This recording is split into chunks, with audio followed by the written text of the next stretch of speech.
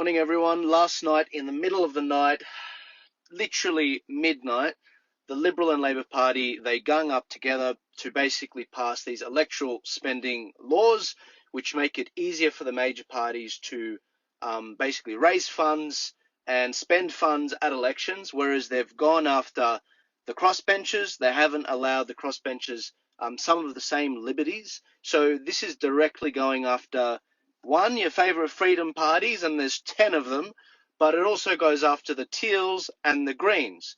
Now, you might say that's just great, that's really good, it's going to get rid of the Teals and the Greens, but at what price? Because it's also going after the freedom parties. So these electoral spending laws, what they actually mean is we're going to see a situation where in this election and in the following election in 2028, many of these laws are going to come into effect, and it's going to make it easier for the Labor and Liberal Party to get elected in many of these seats, and it's also going to shut out a lot of these minor party independents that are running. Now, a lot of people have heard of this guy called Punters Politics, and some people in our freedom movement, they've been criticizing him for supporting the Teals.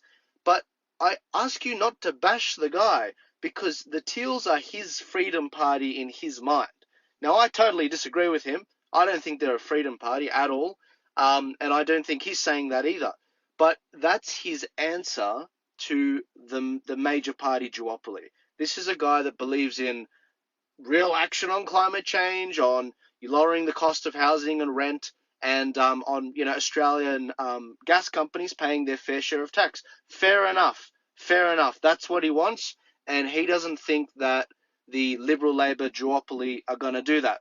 And this is his answer to that situation. Now, in terms of why this is happening, why Liberal and Labor, who rarely sort of team up together in the last 100 years, why are they ganging up now? Well, it's because what's happening on all of these bills, because this keeps on happening, is the electoral votes are changing. People are getting frustrated with Liberal and Labor. Roughly a third of people, 33%, are voting for Labor. A third of people are voting for the coalition, being the Liberals and the Nationals. And then the last third of people are voting for independents, the Teals, the Greens, the freedom parties. The freedom parties roughly make about 15% of that, and then the Teals and the Greens, they make up about another 15% of that in the whole country. Now, the problem with these laws is it's the 2/3 ganging up on the 1/3, and this is the tyranny of the majority here. And these laws are going to make it like we're playing elections on hard mode now. Like, I hope you realize we've been making a lot of, and forgive my frankness, but we've been making a lot of very stupid mistakes as a 15% freedom movement. A lot of stupid mistakes. And you guys, for years now, for 5 freaking years, I've been saying these minor parties have got to come together. They've got to stop stepping on each other's toes. We showed that it's possible. It was possible in the New South Wales state election, and we got a phenomenal result. And we're in a situation now where we're about to fight elections on hard mode. The Teals, they're locking in.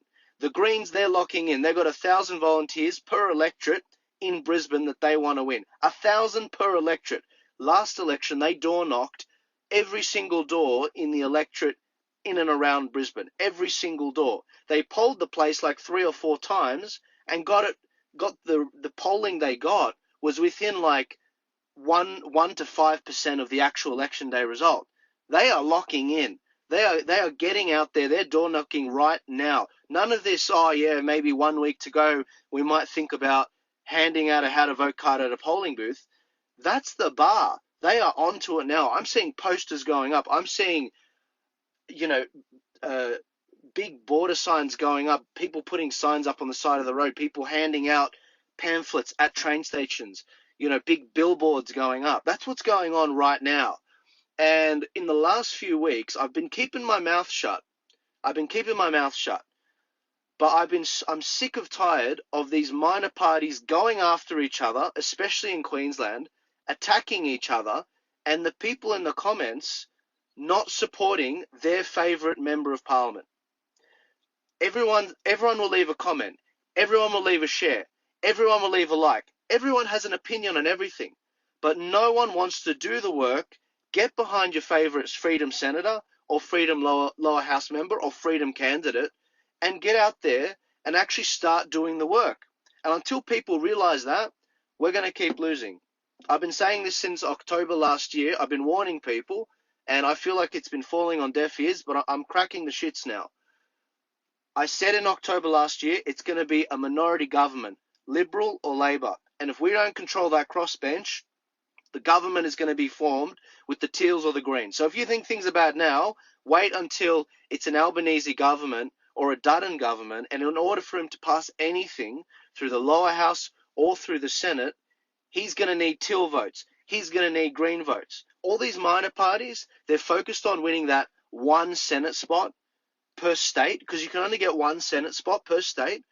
But even if you did that, how are you going to get the balance of power if you can't kick David Pocock out of the ACT?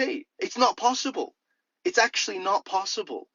You know, and no one's worked out the maths here yet, but there's 76 senators off the top of my head. There's 76 senators in the federal parliament. And there's 12 senators per state and there's 2 senators per territory. So roughly it goes 6 right-wingers and 6 left-wingers in every state, and 1 right-winger and 1 left-winger in every territory. But the problem is the left-wingers, they get the majority because they've won the 2 spots in the ACT. Labor get a Senate spot and the Teals get a Senate spot. So if we don't get a 4th right-wing Senate spot in Queensland, because every election in each state, only 6 senators go up for election.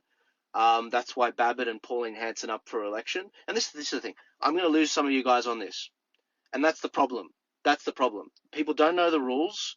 And the problem here is all these freedom parties, they're hyper-fixated on these Senate spots, when in actuality it's not going to make a difference.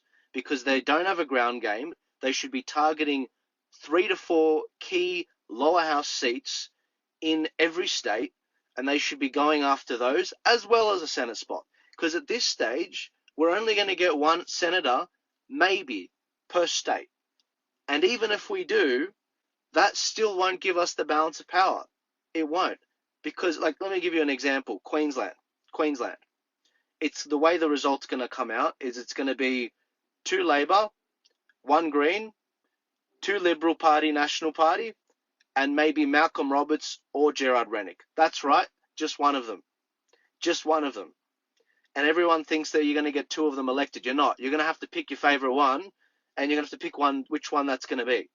Now, even if you get 1 of them in, that's 1 out of 6.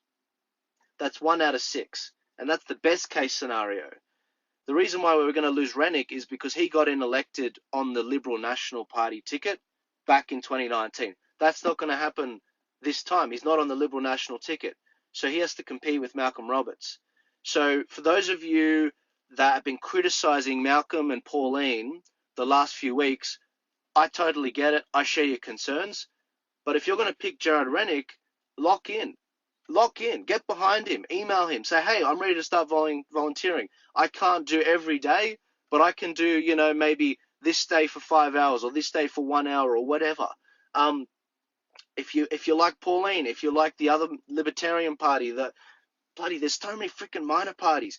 Go volunteer for them. Make crap happen. And you will be surprised what can happen. It's possible to make a difference in this country. We won the referendum result. Your vote counts. This isn't America 2020. You can make a difference. We saw what happened in local elections in Victoria and New South Wales. In Cessnock Council, the Freedom guys over there, they won the popular vote for the mayor. We have a Freedom mayor in Cessnock Council. They won 5 out of 12 council spots in Cessnock. It is possible, but they worked freaking hard for it. They met every 2 weeks for 4 years. 4 years to get that result. They put in, and they're going to see phenomenal results. And if you win local, you can win state. If you win state, you can win federal. And so it is possible, but people have got to get off their freaking asses. I'm sick of making these videos and telling people exactly what's up. They've got to get off their freaking asses, and they've got to go make a difference. Because you know what you've got to do. but it's easier to put a comment. And I get it. I get it. You know, I got family too. I got relatives too that have many kids. Freaking, I'm Lebanese. Of course I know. It's freaking hard right now. It's bloody hard. You know, electricity prices are up. Everyone's still running off the fumes of COVID. Everyone's losing, you know, money and everything. But the major parties are closing the damn window with electoral spending, with electoral laws. Not just at a federal level, but at a state level as well. If you look at what's happening in South Australia for their state elections, that's where things are going. It's going to get really hard, and this is a closing window, guys. Like we have been previously playing elections on easy mode. We're going on hard mode right now.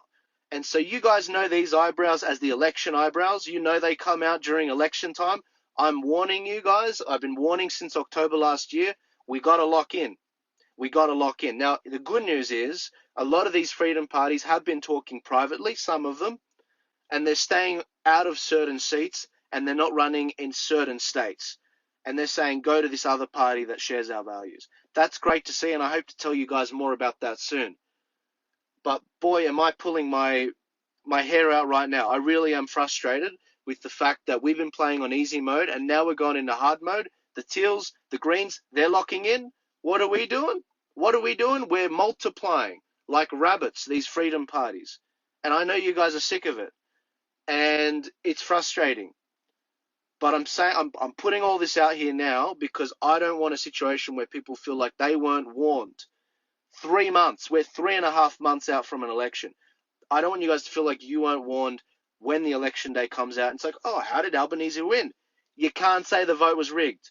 You can't say it was rigged because Joel has a very good track record of predicting election results. And we won the referendum result when it was two options. So your vote counts. But you got to lock in and you got to make it count and you got to do the work. And I'll have more information about how to do that, how to hand out a how to vote card, how to actually get out there and where you can put a poster of where you can't, how to be a scrutineer to secure the vote. I'll have that stuff. Sorry if I'm a bit peed off, guys. You know, I've been trying to, you should have seen me before. I was kicking the crap out of a boxing bag. But I'm really annoyed because last night, middle of the night, I barely got any sleep after watching that. I'll have more details on what this electoral spending bill actually means for parties, but I'm peed off because I feel like I've been banging my head against this wall and there's too many damn cooks in the kitchen. Too many chiefs, not enough Indians, people willing to do the work. And every day I meet you guys in the street, on the road, even when I'm in the middle of driving, I see you guys, you say thank you for what you're doing. When do you think we can see a Trump-like result? We're not there yet, guys. We're not there yet. We've got to lock in and we've got to earn the damn thing. Trump earned it. Charlie Kirk, he earned it. You know, the War Room, Elon Musk, they freaking earned Doge. They went hard and they earned it. Do we really have to suffer more to have that, or do you want to have it this time?